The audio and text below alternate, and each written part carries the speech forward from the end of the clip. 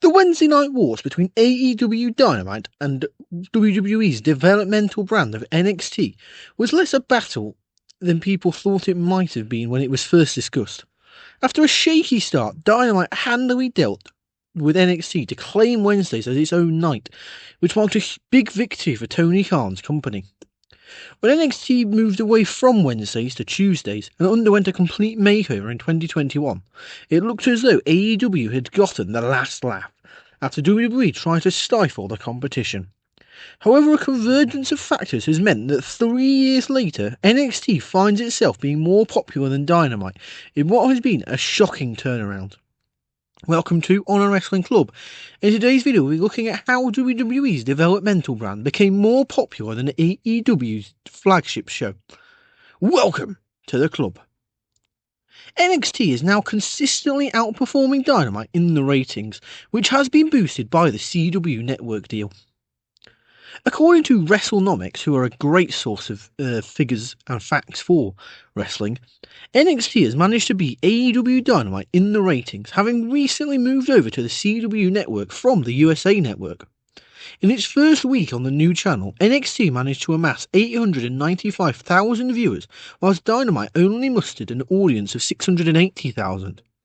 NXT has maintained its lead over Dynamite in recent weeks, with the latest figures being 639,000 for the former and 633,000 for the latter.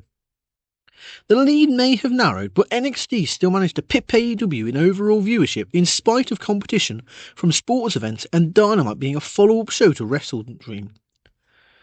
It would be fair to point out that NXT is undoubtedly benefiting from a ratings boost, given that it is now being displayed on a different channel, which will attract some first-time watchers to the show. However, the numbers of Dynamite should be concerning for AEW, given that they have relatively flattened out now, having lost hundreds of thousands of viewers over the past couple of years. I mean, when they went head-to-head a few weeks ago, on Tuesdays, AEW drew its lowest ever rating of just 300,000 viewers. NXT has finally become a successful developmental show, which has better synergy within WWE, which has helped NXT function as it was always meant to be.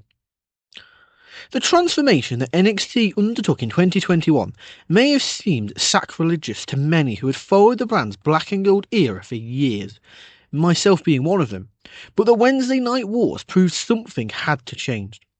The work rate and grittiness that Triple H had pumped into NXT was now being done in a much better way by AEW, who were a real challenger brand to take on WWE.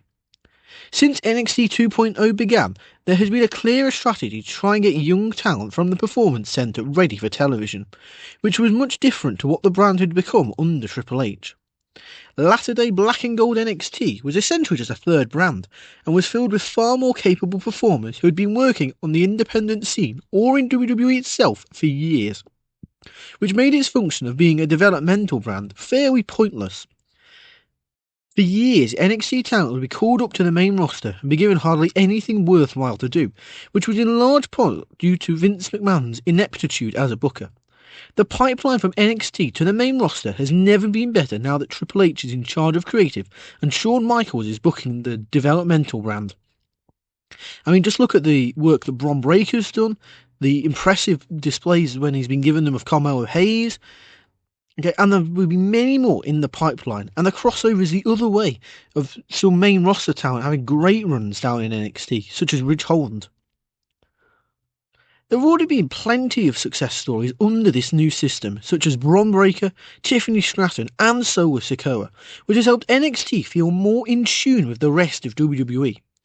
This has undoubtedly given NXT a boost in popularity, as people are more eager to follow people's career from developmental all the way to the main roster, knowing that it will be far more rewarding than it used to be. NXT's success should be a wake-up call for All Elite Wrestling. Dynamite has stagnated whilst NXT and WWE have thrived. Measuring success in the modern pro wrestling landscape is much different than it used to be, as television ratings used to mean everything to whether a company would survive or not. Whilst this is still an incredibly important part of the business, AEW has clearly managed to impress the higher-ups enough by earning a new lucrative television deal in spite of an overall decline in their ratings of not just Dynamite but of all their shows. Still, this recent coup for NXT should be a kick in the backside of AEW, as their product has been diminishing whilst WWE's has only gone from strength to strength.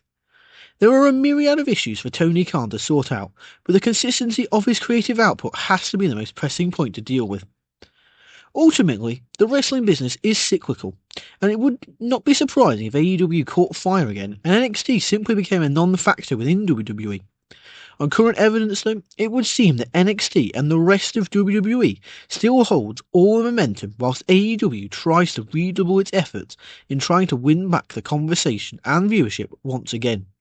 I think the biggest thing that AEW can do is give the big matches, like the big dream matches they have, such as Will Ospreay and Daniel Bryan, give them proper stories, because it's all well and good having these amazing matches. You may draw audiences for that match and maybe the following week, but you should have stories progressing there for people to check out and try and hook people in. I think that would be the biggest thing they could change. However, that's all for this video. So if you enjoyed it, be sure to give it a thumbs up, click the subscribe button and the notification bell to make sure you never miss out any of the fun content that we produce here at On Wrestling Club. Be sure to let me know your thoughts in the comments down below. What do you think is the biggest reason why NXT has overtaken Dynamite? And what do you think AEW can do differently to succeed in the future, as a competitive wrestling business is more interesting and exciting for everyone, and means our wrestlers probably get treated better and get to create work they find creatively satisfying more often? So be sure to let me know your thoughts in the comments down below. Just check out our previous videos. We've got a great one on what a Hulk Hogan heel turn in 1993 would have meant for the wrestling business, and many more. So be sure to check them out. Be sure to share these around with your friends as well. Try and introduce them into our world if they're not already, and if they are, introduce them to a new bit of fandom.